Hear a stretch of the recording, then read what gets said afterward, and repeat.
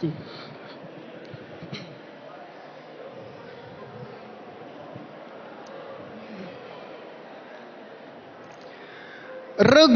FF akan membawakan syarahan yang berjudul Sistem Ekonomi Islam Pendorong Penguatan Ekonomi Umat.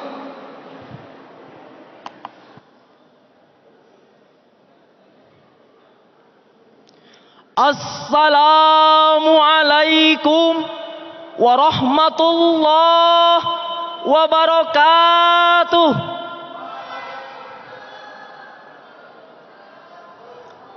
Alhamdulillah, alhamdulillahi rabbil alamin.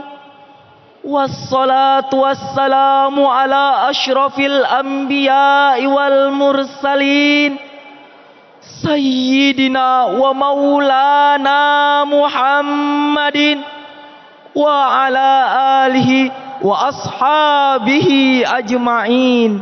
Amma ba'du. Puji dan syukur kita haturkan kehadirat Allah Subhanahu wa ta'ala. Salawat dan salam kita sampaikan kepada junjungan kita baginda Nabi besar Muhammad sallallahu alaihi wasallam. Allahumma salli ala Muhammad, ya Rabbi salli alaihi wasallim. Allahumma salli ala Muhammad, ya Rabbi salli alaihi wasallim.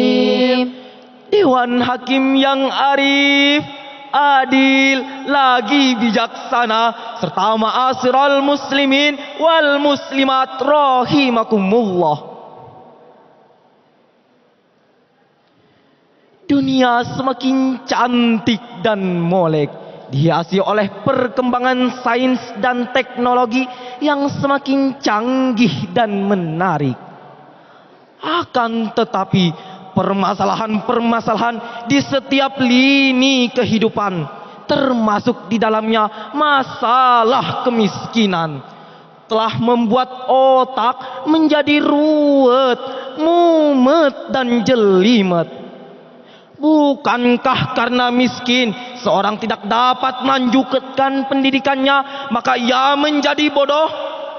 Bukankah karena miskin seorang tidak bisa melihat dan mendengar berita headline news, maka ia menjadi terbelakang? Bukankah karena miskin seorang dapat menjual akidahnya, maka ia menjadi kufur? Masalah ini terus dan terus berputar bagaikan lingkaran setan yang tidak ada pemecahannya.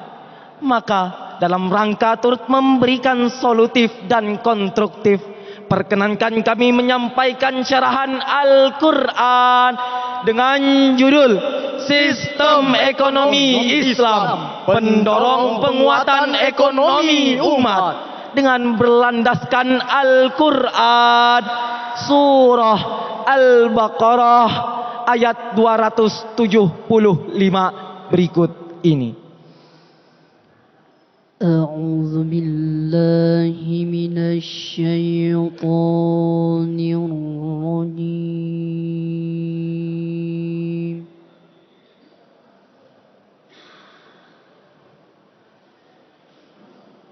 Bismillahirrahmanirrahim.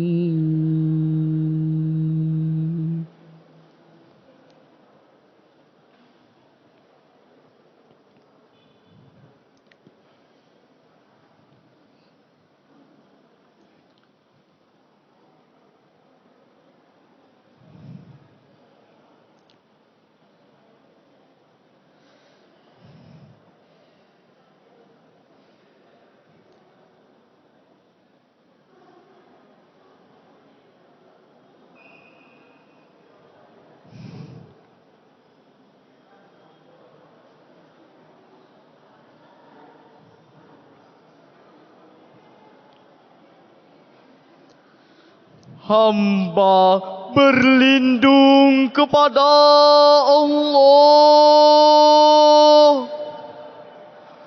dari godaan syaitan yang terkutuk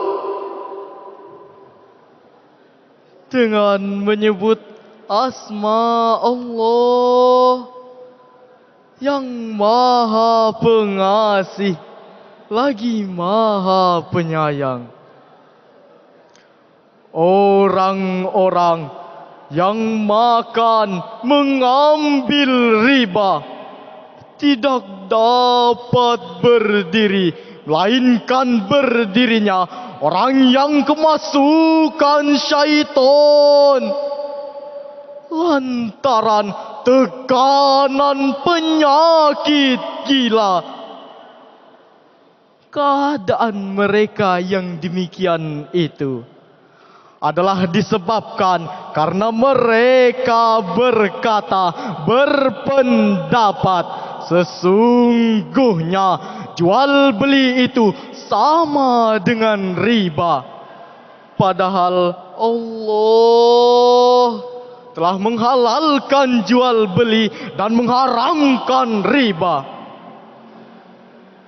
Orang-orang yang telah sampai kepadanya larangan dari Tuhannya, lalu terus berhenti dari mengambil riba, dan urusannya terserah kepada Allah.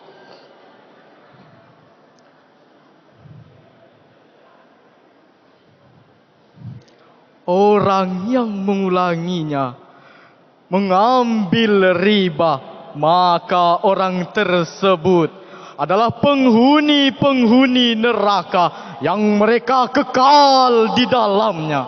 Dewan Hakim yang arif, adil, lagi bijaksana, serta ma'asyiral muslimin wal muslimat rahimakumullah. Dalam dunia ekonomi, kita mengenal adanya 3 sistem ekonomi. Pertama, sistem ekonomi sosialis, di mana setiap pemerintah secara mutlak mengurus dan mengelola perekonomian mereka. Kedua, sistem ekonomi kapitalis, di mana setiap individu, setiap wirausahawan berhak mengurus dan mengelola perekonomian mereka. Sistem ekonomi inilah yang membuat jarak yang sangat antara yang kaya dan yang miskin, dan juga telah mengakibatkan yang kaya semakin kaya, yang miskin semakin miskin. The rich richer and the poor poorer. Ketiga, sistem ekonomi Islam, yang mana diangkat ke permukaan adalah nilai-nilai ukhuwah dan nilai-nilai kebersamaan, yang pada artian kita harus saling tolong menolong. Yang banyak harta menolong yang miskin, yang kuat menolong yang lemah. Tidak ada jarak di antara mereka, bahkan mereka beranggapan mereka bagaikan satu kesatuan yang tidak dapat dipisahkan. Dewan Hakim yang kami hormati, Islam menolak keras adanya sistem ekonomi dalam monopoli, oligopoli, dan ekonomi yang diorientasikan demi kepentingan pribadi. Apalagi kalau kita lihat bagaimana negara Indonesia ini, terdapat 37,5 juta jiwa umat manusia berada di bawah garis kemiskinan. Lalu, berapakah umat Islamnya? Ternyata setelah diteliti oleh para peneliti di Indonesia, lebih dari 300 juta umat manusia Islam yang berada di bawah garis kemiskinan. Maka timbullah pertanyaan besar, mengapa umat Islam berada di bawah garis kemiskinan? Menurut Kiai Haji Zarkashi, seorang pemerhati ekonomi Islam, pertama, banyak di antara umat Islam yang diorientasi untuk keakhiratan saja. karena mereka mempunyai pemikiran yang kecil terhadap hadis Nabi Muhammad sallallahu alaihi wasallam. Ad-dunya jifah, dunia ini adalah bangkai yang menjijikan, dan ad-dunya sijnul mu'minin, dunia ini adalah penjara bagi umat Islam. Pemikiran yang sempit terhadap hadis Nabi Muhammad sallallahu alaihi wasallam ini yang telah mengakibatkan umat Islam jauh dari hidup keduniawi dan mendapatkan kemiskinan. Dewan Hakim yang arif, adil, lagi bijaksana, serta ma'asyiral muslimin wal muslimat rahimakumullah. Sejalan dengan hal tersebut, marilah kita dengarkan firman Allah dalam surah An-Nisa ayat 19 berikut ini. Ya ayyuhallazina la ta'kulu bainakum bil batil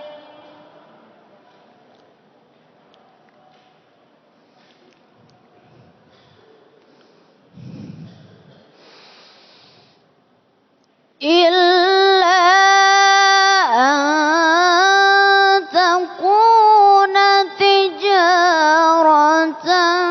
an diyarikum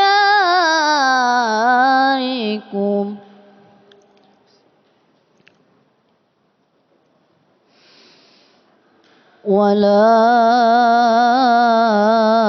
taqtulu anfusakum innallaha kana bikum rahima.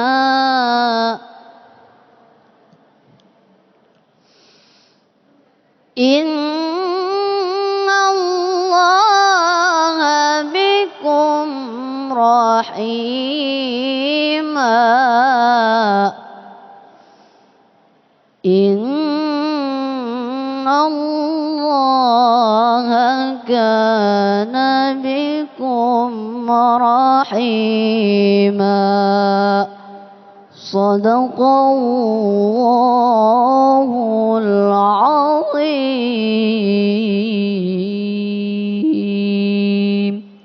Wahai orang-orang yang beriman, janganlah kamu saling memakan harta sesamamu dengan cara yang batil, tidak benar, kecuali dalam perdagangan yang berlaku atas dasar suka sama suka di antara kamu. Dan janganlah kamu membunuh dirimu sendiri. Sesungguhnya Allah Maha Penyayang kepadamu. Maha benar Allah yang Maha Agung atas segala firman-Nya. Syekh Mustafa Al-Maraghi dalam tafsirnya Al-Maraghi menyatakan bahwa halalnya jual beli adalah karena